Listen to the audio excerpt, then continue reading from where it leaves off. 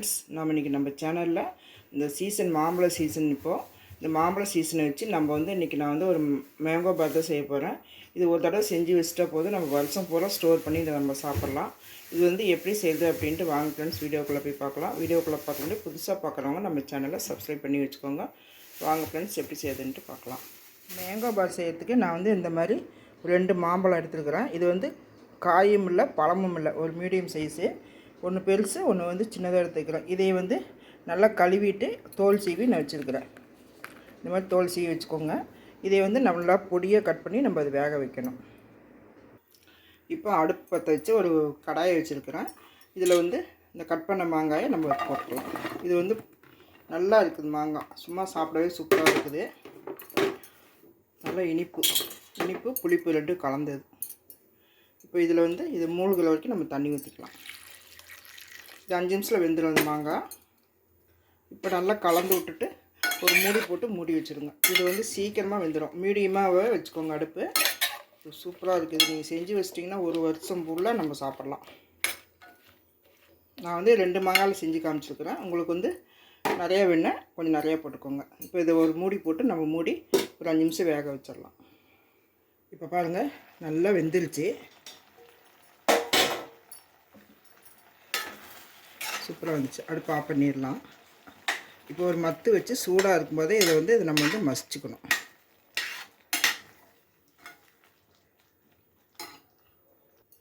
இப்போ வந்து இந்த மாதிரி ஒரு மத்து வச்சுக்கோங்க. இது வந்து இப்படி வந்து நல்லா மசிச்சு விடுங்க. உங்களுக்கு வந்து மசிக்கிறதுக்கு ரொம்ப கஷ்டமாக இருக்குது அப்படின்னா நீங்கள் மிக்சியில் கூட அரைச்சிக்கலாம். ஆனால் வந்து இதை ஆற வச்சு தான் நம்ம அரைக்கணும்.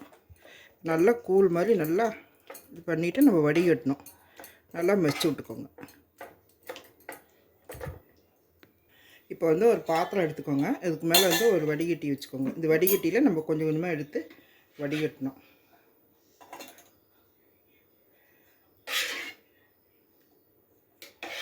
இது எல்லாத்தையும் நம்ம வடிகட்டி எடுக்கணும். ஒரு ஸ்பூன் வச்சு இந்த மாதிரி கலந்து விட்டிங்கனாக்கா எல்லாமே கீழே விழுகும். இது எல்லாத்தையும் எங்கே கீழே விழுகுது. இது பொறுமையாக இப்படி எல்லாத்தையும் வடிகட்டி எடுத்துக்கோங்க. நான் அடுப்பு மேலே வைக்கிறனால எனக்கு வழுக்குது. இது எல்லாத்தையும் நான் வடிகட்டி எடுத்துக்கணும். இப்படி நல்லா மசிச்சு விட்டிங்கனாக்கா நல்லா இதாகிடும். நான் வந்து எல்லாத்தையும் வடிகட்டி எடுத்துட்டேன். இவ்வளோ தான் மிச்சம் இருக்குது எனக்கு. இங்கே வருங்க, இவ்வளோ தான், இந்த பல்ப்பு தான் இருக்குது. இப்போ வந்து இதே வானலியே நம்ம வச்சுக்கலாம். இதே மரச்சட்டியை வச்சுக்கலாம். இதில் வந்து இதை ஊற்றிடலாம். எனக்கு ஒரு குண்டா நிறைய வந்துருக்குது 2 மாம்பழத்துக்கு. இதுலேயே இதில் ஊற்றிடலாம். அதில் இப்போ வந்து அடுப்பு பற்ற வச்சுருக்கிறேன். இந்த எல்லா அந்த பல்ப் எல்லாத்தையும் நான் போட்டேன். இதில் வந்து ஒரு 200 கிராம் சர்க்கரை போட்டுக்கோங்க. போட்டு நல்லா கலந்து விடுங்க. இது வந்து மறுபடியும் வந்து மெல்ட் ஆகிட்டு மறுபடியும் கெட்டியாகும். அதுக்கு முன்னாடி இந்த அடுப்பு பற்ற வைக்கிறதுக்கு முன்னாடி ஒரு 2 தட்டில் வந்து எண்ணெய் தடவி வச்சுக்கோங்க. இந்த மாதிரி ப்ளைனாக ஒரு தட்டு இல்லைன்னா ட்ரே உங்கள்கிட்ட எது இருக்கோ அதில் வச்சுக்கோங்க. கொஞ்சம் ஒட்டுக்காக ஒரே தட்டில் ஊற்றாமல் 2 தட்டில் ஊற்றிங்க நல்லாயிருக்கும். ரொம்ப மொத்தமாக வேண்டாம், ஓரளவுக்கு சன்னமாக ஊற்றிக்கோங்க. இப்போ அந்த சர்க்கரை வந்து நல்லா கரைஞ்சி வரட்டும். அதுக்கப்புறம் என்ன செய்யுதுன்னு பார்க்கலாம். உங்களுக்கு இது அஸ்கா வேண்டாம் அப்படின்னு நினச்சிங்கனாக்கா கொஞ்சம் நாட்டு சர்க்கரை கூட நீங்கள் போட்டுக்கலாம். ஆனால் இது போட்டால் நல்லா டேஸ்ட்டாக இருக்குது. சர்க்கரை வந்து நல்லா கரைஞ்சிருச்சு. இதில் வந்து ஒரே ஒரு பிஞ்சு உப்பு, இவ்வளோ தான் போடுறேன். இனிப்பு வந்து நல்லா தூக்கி கொடுக்கும். இந்தளவுக்கு உப்பு போட்டுக்கோங்க, அவ்வளோதான். இதில் வந்து ஒரே ஒரு ஸ்பூன் காஷ்மீரி மிளகாத்தூள், கலருக்காக மட்டும்தான். இது வந்து உப்பு புளிப்பு காரம் இனிப்பு எல்லாம் கலந்துருக்கும். இப்போ இது வந்து நல்லா கலந்து விடுங்க. இது வந்து கலருக்காக தான் நான் போட்டுக்கிறேன். காரமும் லைட்டாக இருக்கும். ரொம்ப காரமாக இருந்தால் பிள்ளைங்க சாப்பிட மாட்டாங்க.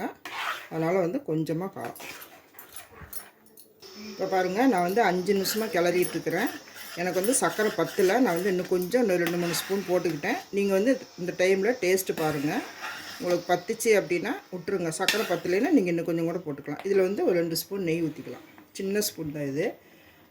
ஒரு ஸ்பூன் ஊற்றுங்க. இது சின்ன ஸ்பூனாக இருக்குன்னா வந்து 2 ஸ்பூன் ஊற்றுறேன். நெய் எதுக்கு ஊற்றுறோன்னா நல்லா சைனிங்காக இருக்கும்.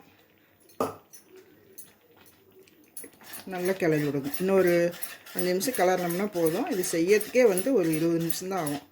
நீங்கள் கொஞ்சம் இதெல்லாம் வந்து கொஞ்சம் செஞ்சு வச்சிட்டிங்கன்னா நீங்கள் ஒரு வருஷம் பூரா நீங்கள் இதை ஸ்டோர் பண்ணி சாப்பிட்லாம். எப்போல்லாம் மாம்பழம் சாப்பிட்ணுன்னு ஆசையாக இருக்கும் அப்போல்லாம் இதை எடுத்து ஒரு பீஸ் சாப்பிட்லாம். குழந்தைங்களுக்கு இது வந்து ரொம்ப பிடிக்கும். இது வந்து இன்னும் கொஞ்சம் வற்றணும். அது வரைக்கும் கிளறிட்டே இருக்கும். பாருங்கள், நான் வந்து நல்லா ஒரு 10 நிமிஷமாக கிளறிட்டுருக்குறேன். இப்படி வந்து நல்லா வரணும். தெரியுதுங்களா? இப்படி ரவுண்டாக வந்து பாருங்கள் சுற்றி. இது வந்து நான் நிறைய போட்டுக்கலாம். எனக்கு 10 நிமிஷம் ஆகிருக்குது. நீங்கள் வந்து கொஞ்சமாக செய்யும்போது உங்களுக்கு ஒரு 5 நிமிஷம் தான் ஆகும்.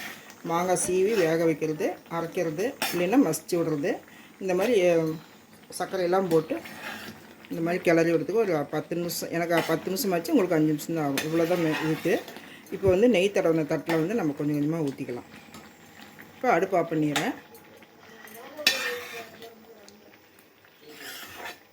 நம்ம வந்து ஒரு தட்டில் ஊற்றிக்கலாம். உங்களுக்கு எப்படி பதம் தெரியணும் அப்படின்னு பார்த்தீங்கன்னாக்கா, இப்படி எடுத்திங்கனாக்கா இப்படி கொஞ்சம் மடிப்பாக உழுகணும். இதுதான் பதம். இந்த மாதிரி வந்ததுக்கப்புறம் நம்ம எடுத்து ஊற்றிடலாம். இப்போ வந்து எண்ணெய் தடவி வச்சுருக்க தட்டில் கொஞ்சமாக ஊற்றலாம்.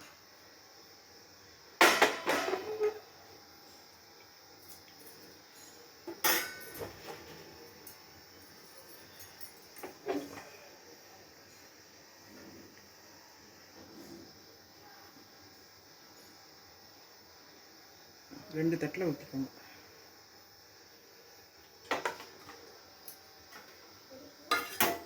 இது நீங்கள் எதுவுமே பண்ண வேண்டாம். இப்படி செஞ்சிங்கனாலே இது நல்லா இதாகிடும், அதே ஸ்ப்ரெட் ஆகிரும்.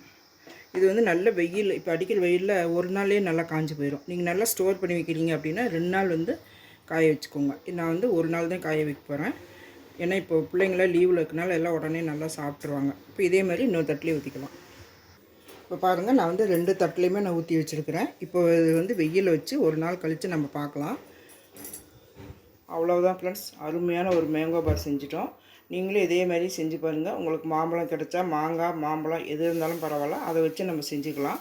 இதே மாதிரி செஞ்சு பாருங்கள். நல்ல வெயிலில் வந்து ஒரு 2-3 நாள் காய வச்சுக்கோங்க. அப்போ தான் நல்லாயிருக்கும்.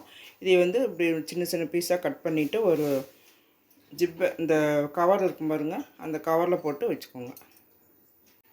அவ்வளோதான் ஃப்ரெண்ட்ஸ், அருமையான ஒரு மேங்கோ பார் செஞ்சிட்டோம். நீங்களும் இதே மாதிரி செஞ்சு பாருங்கள். உங்களுக்கு மாம்பழம் கிடைச்சா மாங்காய், மாம்பழம் எது இருந்தாலும் பரவாயில்ல, அதை வச்சு நம்ம செஞ்சுக்கலாம்.